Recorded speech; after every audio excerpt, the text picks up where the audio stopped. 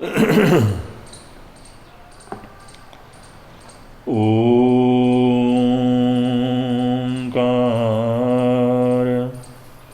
बिंदु संयुक्तं नित्यं ध्यायन्ति योगिनः कामदं मोक्षदं चैव ओंकाराय नमो नमः।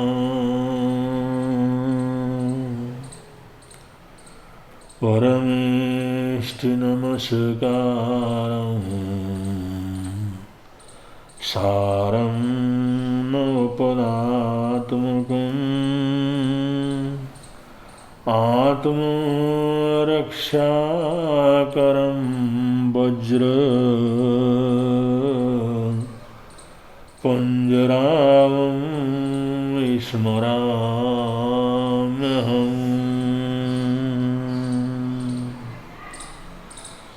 अरिहन्तु महद्देवो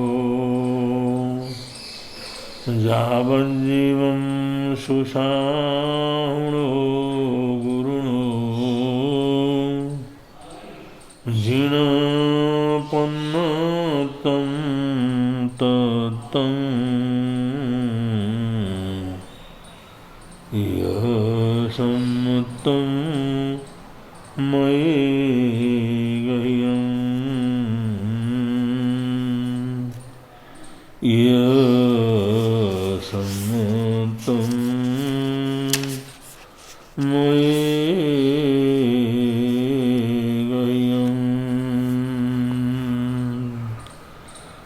अरहन्तु भगवन्त इन्द्रमहिता सिद्धाश्च सिद्धिस्थिता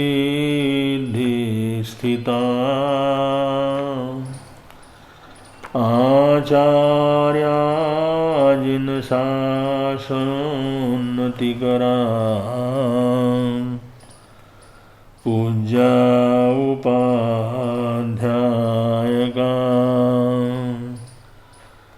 श्रीसिद्धान्त सुपाठका मुनिवरा रत्नत्रयराधका पंचैते परमेष्ठिनं प्रतिदिनं कुर्वन्तु नो मङ्गलम् कुर्वन्तु नो मङ्गलम्। अरहन्तु ज्ञानभाजसुखरमयिता सिद्धिसोऽध्यस्तसिद्धा पंचाचार प्रवीण प्रगुण गणधरा पाठकाश्चागमना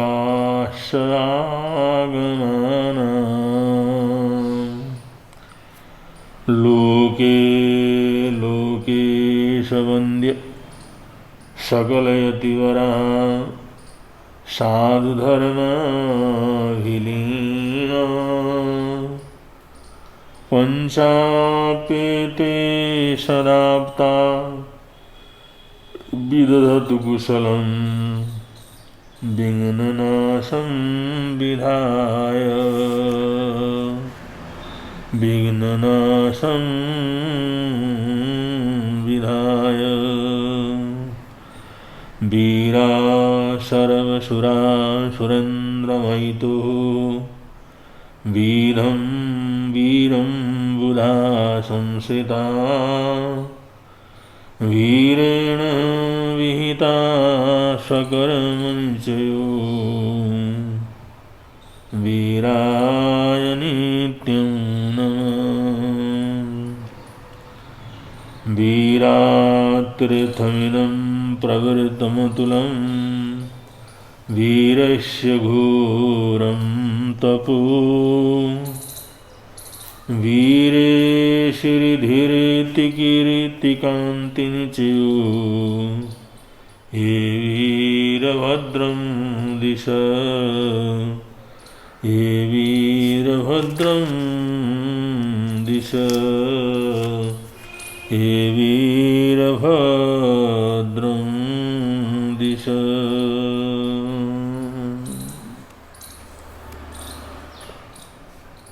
अजयं शरमाणोय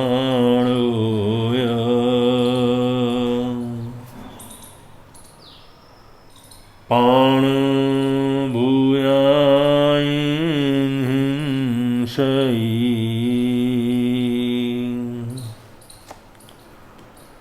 बन्धयि पावयं गम्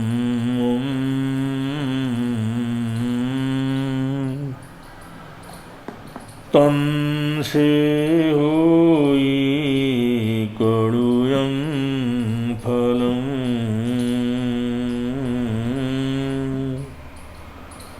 तन्से होई कड़ुयं फलं।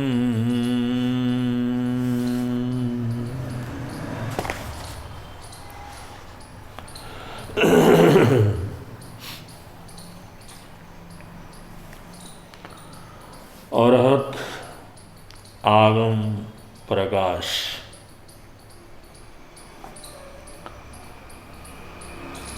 अरिहंत भगवंतों से तीर्थंकर दिव्य आत्माओं से केवली भगवंतों के माध्यम से उनको सामूहिक रूप से अरहत कह करके पुकारा जाता है। अरहत का मतलब अरिहंत भगवान, अरहत का मतलब अरूहंत भगवान, अरहत का मतलब अरहंत भगवान। ये जो है अलग अलग रूप से भी बोला जाता है, लेकिन स्वरूप वही है जो अरिहंत स्वरूप है, अरहंत स्वरूप है। केवलियों का और साकार सिद्धों का स्वरूप है। सिद्ध होने से पहले की जो अवस्था है, 13वें गुणस्थान की जो अवस्था है, वो अरहत अवस्था है। अरहत जहाँ पर ज्ञान ही ज्ञान हो, दर्शन ही दर्शन हो, सुख ही सुख हो, बल ही बल हो, शक्ति हो, ऊर्जा ही ऊर्जा हो, जो संपूर्ण रूप से ऊर्जा पुरुष है, एकांत ऊर्जा पुरुष है।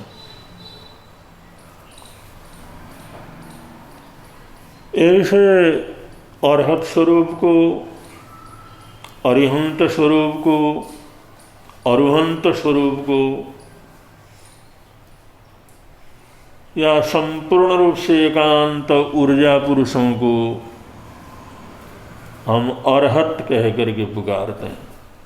अरहत, अरिहंत भगवान। अरहत जहाँ पर ज्ञान की ऊर्जा अवशेष है, अरहत जहाँ पर दर्शन की ऊर्जा अवशेष है, संपूर्ण रूप से दर्शन की ऊर्जा है, जहाँ पर सुख की, अनंत सुख की ऊर्जा है, अनंत बल की ऊर्जा है, ऐसे महान ऊर्जा पुरुष जिन्हें अरिहंत देव कहा जाता है, उनको हम अरहत के नाम से पुकारते हैं। अरहत।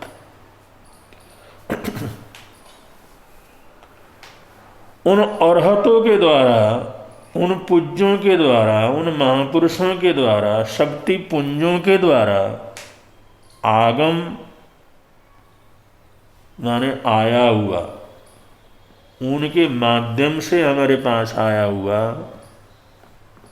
जो प्रकाश, ज्ञान, दर्शन, जो भी हमारी समझ है, जो भी हमारे को ज्ञान और मार्गदर्शन मिलता है, वो सब अरहत भगवंतों के द्वारा आया हुआ प्रकाश है। इसलिए अरहत आगम प्रकाश प्राणी मात्र के लिए कल्याणकारी है। अरहत आगम प्रकाश त्रिकाल सत्य है। अरहत आगम प्रकाश कभी इस दुनिया में समाप्त होने वाली चीज नहीं है। अनादिकाल से ये प्रकाश है, अब भी है और भविष्य के अंदर भी रहेगा। तो ये अरहत आगम प्रकाश हमेशा रहने वाली चीज है, शास्त्रोत है, सर्व कल्याणकारिणी है, प्राणी मात्र के लिए कल्याणकारिणी है। इसलिए ऐसे आगम प्रकाश का हम आदर करते हैं, सम्मान करते हैं, सत्कार करते हैं और ये कोशिश करते हैं कि हम अपने जीवन में ज़्यादा से ज़्यादा समय अरहत आगम प्रकाश के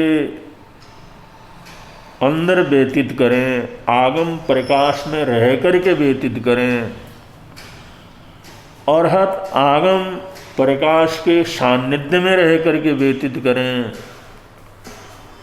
अरहत आगम प्रकाश का प्रयोग करते हुए व्यतीत करें। ये हमारी बहुत बड़ी पुण्यवानी होगी। इसको हम समझ करके ऐसे ही करने का प्रयत्न करते रहेंगे। तो ये महापुरुषों का समाज के लिए, संसार के लिए, संसार के अंदर रहे हुए प्राणियों के लिए सबसे बड़ा, सबसे सर्वशक्तिमान श्रेष्ठतम प्रसाद है, ज्ञान का प्रसाद है। और जिसमें सम्यक दर्शन, सम्यक आचरण समाहित हो इस प्रकार का ज्ञान, वो तो वास्तव में अद्भुत होता है, अनंत आनंदमय होता है। तो ऐसे जिस प्रकाश में, जिस ज्ञान में सम्यक ज्ञान, सम्यक दर्शन, सम्यक चरित्र, सम्यक तप सब कुछ समाहित होता हो, ऐसी चीज को अरहत आगम प्रकाश के रूप में माना जाता है। तो उसी प्रकाश में रहने का हम प्रयत्न करें, ये हम सब की बड़ी पुण्यवानी है। तो प्रारंभ करते हैं अरहत आगम प्रकाश, उसका संदेश। तो सबसे पहले उन अरिहंतों ने, अरहत महापुरुषों ने ये बतलाया कि अजयम चरमाणुय, अजयम चरमाणुय, इसका मतलब है अयत्न से, अविवेक से, बिना सोचे, बिना समझे, बिना जागृत हुए, बिना होश के चरमाणुय चलते हैं। तो पाण भूयाई हिंसाई, बहुत से प्राणियों की हिंसा हो जाती है। अगर हम अयत्न से चलते हैं, अबोध के साथ चलते हैं, अजागृत अवस्था में चलते हैं, तो ऐसे चलने से प्राण भुयाई हिंसाएं, बहुत से प्राणियों की हिंसा हो जाती है।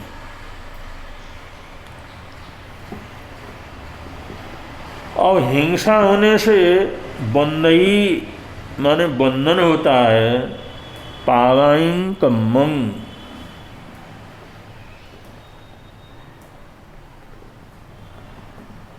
पाप कर्मों का बंधन होता है। अयत्न पूर्वक चलते हैं तो प्राणियों की हिंसा होती है, और हिंसा होने से पाप कर्मों का बंधन होता है। और पाप कर्मों का बंधन होने से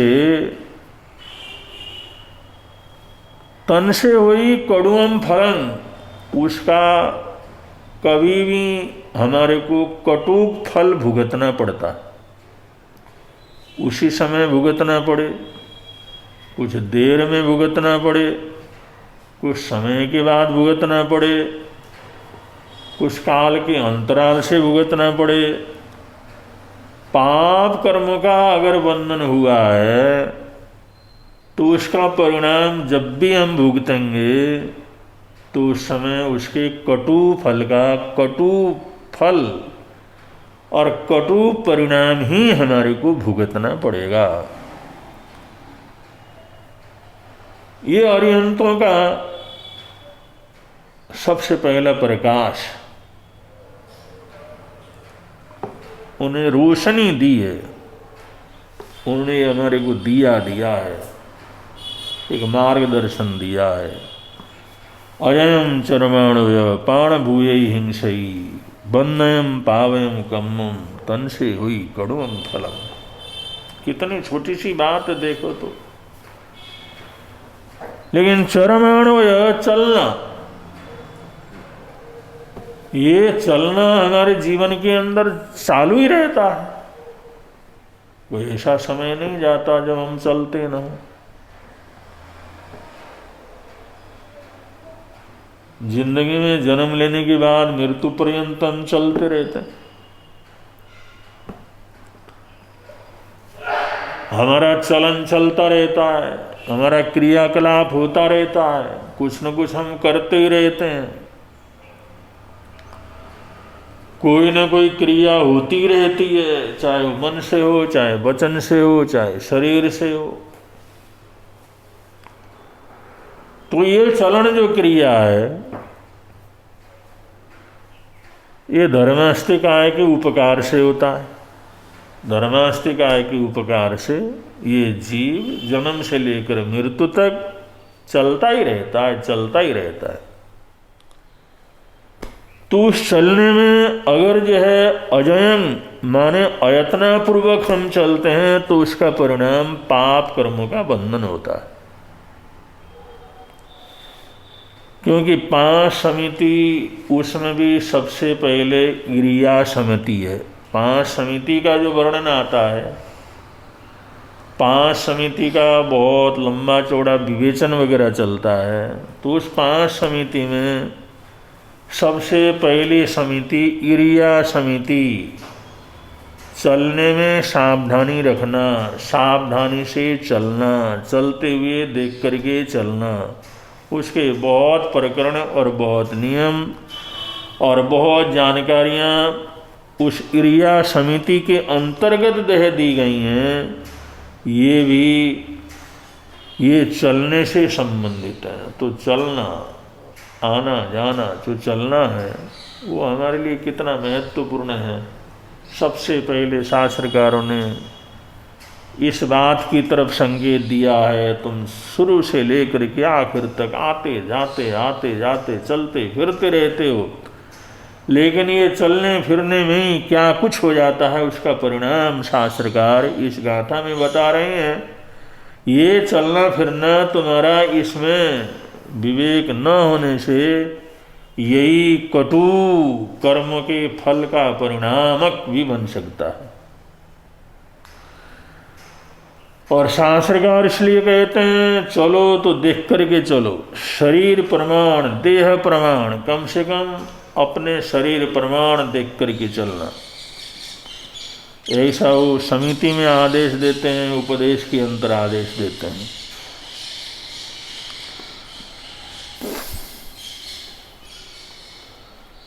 चलने का कितना महत्वपूर्ण होता है, अब ये तो जो चल नहीं पाते उनको पूछो चलना कितना महत्वपूर्ण है, कितना आवश्यक है।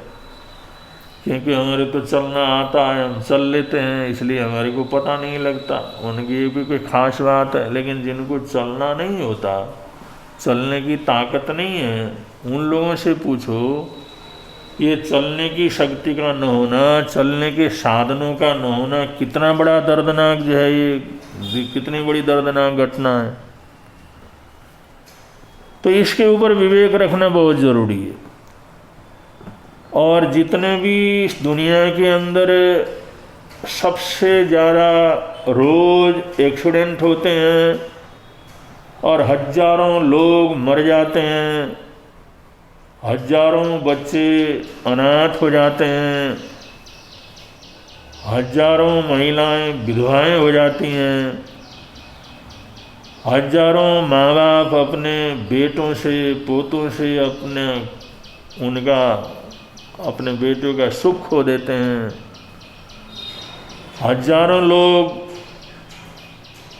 विधूर हो जाते हैं।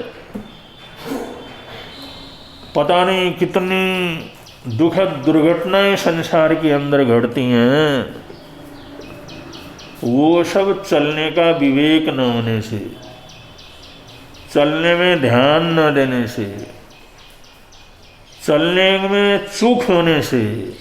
चलने में चूकना एक्सीडेंट है, चलने में ध्यान नहीं देना एक्सीडेंट है, चलना नहीं आना एक्सीडेंट है। और ये रोज हर सड़क के ऊपर ऐसी भयंकर दर्दनाक घटनाएं जलती हैं, जो हम देख करके चलते, सोच करके चलते, विवेक से चलते, नियम से चलते तो इन सभी दुखों से अपना बचाव हो सकता था। ये इंसान को बाद में बहुत समझ में आ जाता है।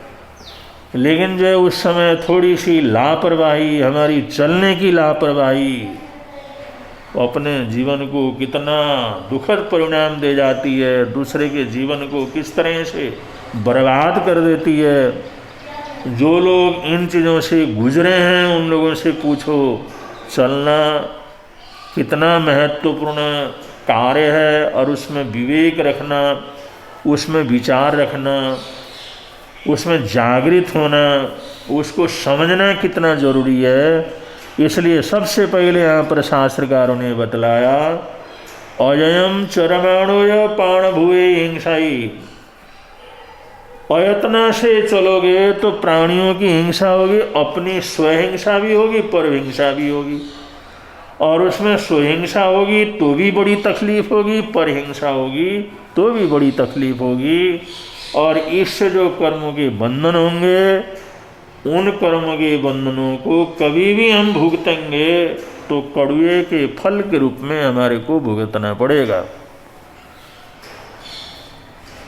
और ऐसे चलने का विवेक न होने के कारण से बहुत से लोगों को हम ऐसी आपदाओं और परेशानियों के अंदर फंसवा देते हैं।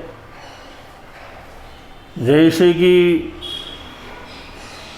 एक कार वाला जैसे आ रहा था, बढ़िया कार में बैठा हुआ और रफ्तार से उसकी कार चल रही थी, एकदम अचानक स्कूटी वाला सामने आ गया तो उसने ब्रेक लगाई, और लेकिन अब रफ्तार के अंदर था, ब्रेक लगाने के बावजूद उसकी गाड़ी कंट्रोल में नहीं रही, वो घिसती घिसती घसीटती हुई आगे चली गई और उसने जाकर के उस स्कूटी वाले को टक्कर मार दिया। स्कूटी वाला नीचे गिर गया, गाड़ी आगे जा कर के रुकी और 8-10 मुष्टंडे उधर से जिस समय आए और आकर के उन्होंने उस गाड़ी में हल्ला बोलने लगे कि भाई निकल, कौन है, किस तरह से कर दिया, वो वहाँ को ऊपर चढ़ाने लगे जैसे बड़ा भारी, अब ये तमाशा करके छोड़ेंगे। और अंदर वाला वो आदमी हाथ जोड़ रहा था, भाई मेरी बात तो सुन लो, लेकिन वहाँ सुनने वाला कौन था? उतने देर को जो स्कूटी वाला नीचे गिरा था उसने देखा, वो थोड़ा सा जोर लगा करके उठा, पैर में थोड़ी चोट लगी थी, और जे जहाँ पैर को झाड़ता हुआ जिस समय फटाफट वहाँ पर पहुँचा, जैसे ही वो पहुँचा तो उसने हाथ जोड़ करके, उस जे कार वाले ने भी कहा भाई हमारी इसमें गलती नहीं है, और उसी समय वो जो लड़के सारे के सारे कहने लगे नहीं साहब तुम्हारे को इसने मारा है, कार वाला है, ये जोड़े बेईमान होते हैं इनको बड़ा अभिमान रहता अपनी चीज़ों का, मारो इसको, निकालो इसको बाहर, ख़त्म कर देते हैं इसको। तो स्कूटी वालों ने कहा भाई बात सुनो, मेरी बात सुनो, तुम सारे मेरी बात सुनो, पहले किसी को हाथ लगाने से पहले, किसी को मारने से पहले हमारे 5 घटना घटी, हमारी बात को सुन लो। उसने हाथ जोड़ करके कहा इसमें कार वाले भाई साहब की कोई गलती नहीं है, इसमें गलती मेरी है, क्योंकि मैं अगर इंडिकेटर दे देता तो पता लग जाता, मैंने इंडिकेटर देना नहीं दिया और खटाक से अपनी गाड़ी को आगे कर दिया, मोड़ में था और ये रफ्तार में थे। जब देखा तो इन्होंने तो ब्रेक लगाया, इसकी टायर घिस गई, और टायर घिस करके यहाँ तक गाड़ी आई, ब्रेक नहीं लगा। इसमें गलती इनकी नहीं थी, गलती मेरी थी इसमें कि मैंने इंडिकेटर नहीं दिया। अगर जो ऐसा न होता, ये ब्रेक न लगाते, अगर ये कोशिश न करते, ये वैसे कोशिश नहीं करते तो दुर्घटना बड़ी भयंकर हो जाती, और उस दुर्घटना के अंदर तो मैं किसी भी कीमत के ऊपर नहीं बच सकता था। आज बचा हूँ तो इनके प्रयत्न के कारण से बचा हुआ हूँ, इसलिए हमारे को आप लोगों को कहीं बीच में आने की ज़रूरत नहीं, आप लोग चले जाओ। और दोनों ने क्षमा याचना वगैरह कर ली, दोनों ने एक दूसरे की गलती को स्वीकार किया, और आगे से जो है थोड़ा ध्यान रखने का उस स्कूटी वाले ने भी, कार वाले ने भी वादा किया, और बड़े प्रेम से दोनों। अब ये जो मुसडंडे थे मार पीटने के लिए आए थे, ये जिस समय वापस चले जा रहे थे तो उधर से 2-4 और आ रहे थे। उन्होंने कहा क्या बात है, हम आ रहे हैं। उन्होंने कहा भाई आने की ज़रूरत नहीं, एक सज्जन लोगों का एक्सीडेंट था, ये 2 सज्जन लोग थे, उनका एक्सीडेंट था, इसलिए उन्होंने अपने आप जो सुलह कर लिया। अगर जो है ये सज्जन नहीं होते तो यहाँ पर मारा मारी, पीटा पीटी, पता नहीं क्या कुछ, कितने की जान क्या करती चले जाती। तो ये क्या है, चलने का विवेक। चलने का विवेक न होने से कितने एक्सीडेंट हो जाते हैं, चलने का विवेक न होने से घर बर्बाद हो जाते हैं, चलने का विवेक न होने से ज़िंदगी भर की कमाई ख़त्म हो जाती है, चलने का विवेक न होने से आज हजारों लाखों हॉस्पिटल हड्डियों के मरीजों से भरे पड़े हैं। हजारों लाखों करोड़ों लोगों की हड्डियां टूटी हुई हैं, क्योंकि उन्होंने चलते समय विवेक नहीं रखा, विचार नहीं रखा, चेतना नहीं रखी, होश नहीं रखा, इसलिए वो एक्सीडेंट के चपेट के अंदर आ गए और जो ऐसी हालात उनकी हो गई।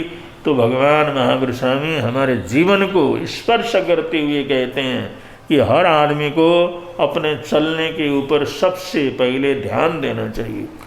अगर हम चलने के ऊपर ध्यान देंगे और चलने के अंदर होशियार रहेंगे, चलने के अंदर सावधान रहेंगे, तो उसमें हजारों प्रकार के पापों से हमारा बचाव हो जाएगा।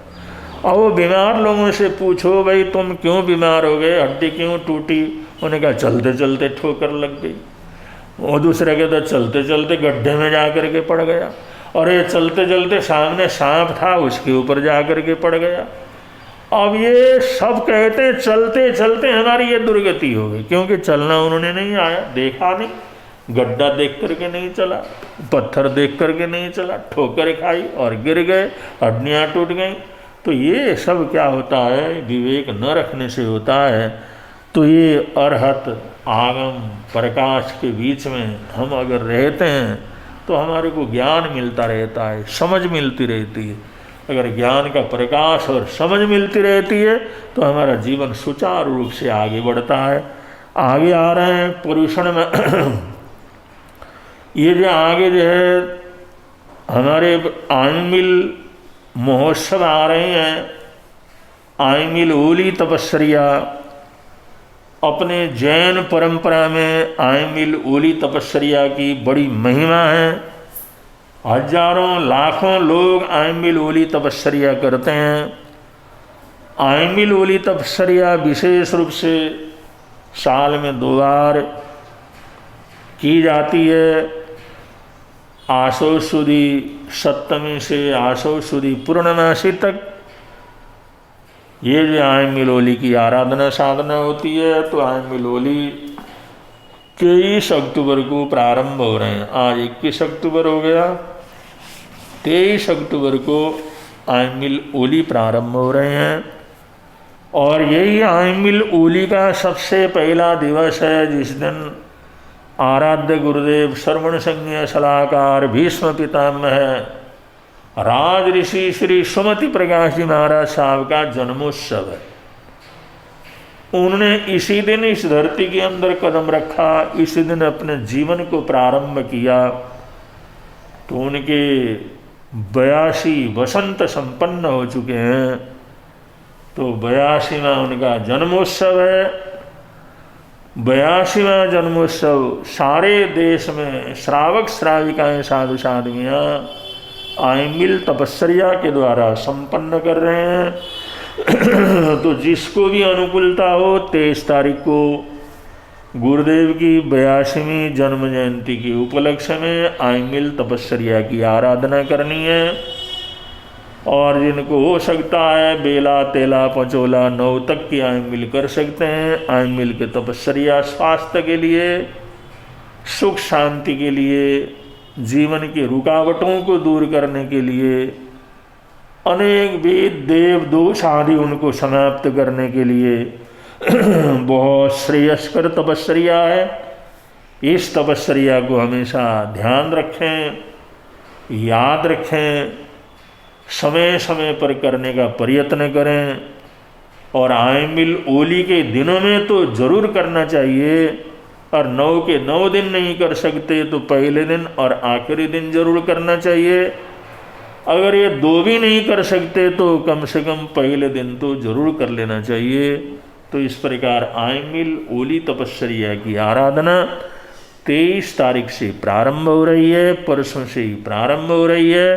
तो जरूर करें और अपने जीवन को सुखमय बनाएं, अपने परिवार के सौभाग्य को बढ़ाएं, अपने जीवन को धर्म के आलोक से आलोकित करें। इन्हीं मंगल कामनाओं के साथ, इन्हीं सद्भावनाओं के साथ आराध्य गुरुदेव की जन्म जयंती विशेष रूप से आयमिल महोत्सव के रूप में मनाने की संकल्पना के साथ आज के प्रवचन को विराम दे रहे हैं। बोलिए भगवान महावीर स्वामी की जय।